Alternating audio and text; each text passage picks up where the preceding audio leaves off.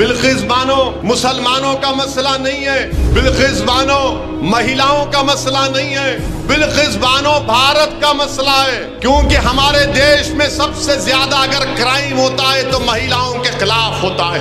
कभी उनको छेड़खानी की जाती है, कभी उनको मारा जाता है, कभी उनको जलाया जाता है, कभी उनको रेप किया जाता है।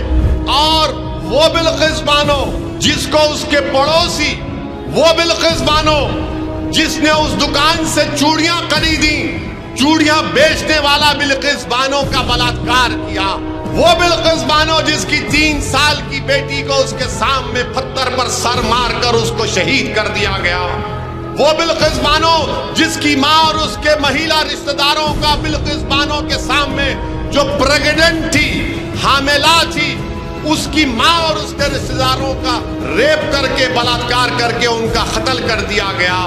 उस बिल्किस बानो का रेप करने वालों को, उसकी बेटी की हत्या करने वालों को, उसकी मां की हत्या करने वालों को देश के प्रधानमंत्री श्री मोदी जी की सरकार छोड़ देती है, छोड़ देती है, आजाद कर देती है।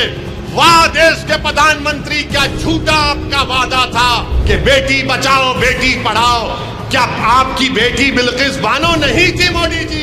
क्या देश की बेटी बिल्किस बानो नहीं थी मोदी जी?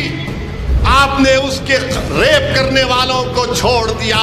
सीबीआई ने कहा मत छोड़ो, सीबीआई के उस जज ने कहा मत छोड़ो, बल्कि जिन लोगों को आजाद किया गया उन्होंने पेरोल पर निकलकर, फरलो पर निकलकर 2 महिलाओं पर और हमला किया, उन पर केस बुक हुआ।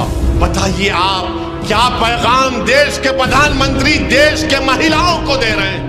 क्या पैगाम भाजपा देश के महिलाओं को दे रही है कि अगर तुम्हारा रेप होगा तो चंद साल वो जालिम जिसने तुम्हारी इज्जत लूटी उसको जेल में रखेंगे और अच्छे संस्कार की बुनियाद पर मोदी जी उनको आजाद कर देंगे।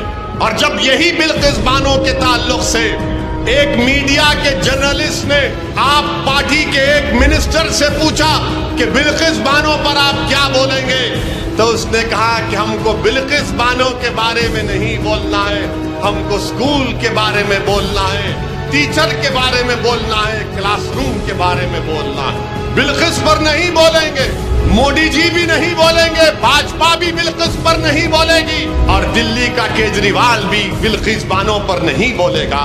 मेरे अजीज दोस्तों और बुजुर्गों, बिल्किस बानो पर अगर किसी ने पूरी ताकत और जिम्मेदारी के साथ किसी ने बिल्किस बानो की तारीफ में कहा, किसी पार्टी ने कहा, तो उसका पार्टी का नाम मजलिस पार्टी था।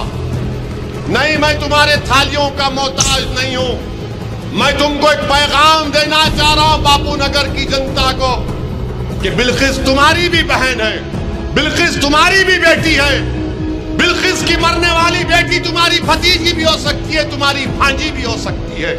अगर कल तुम्हारी औलाद से ऐसा होगा तो तुम क्या करोगे बताओ? आज एक सरकार ने एक महिला की अस्मत रेजी करने वालों को छोड़ दिया और क्या पैगाम दिया गुजरात की महिलाओं को? ये गुजरात के महिलाओं को सोचना पड़ेगा।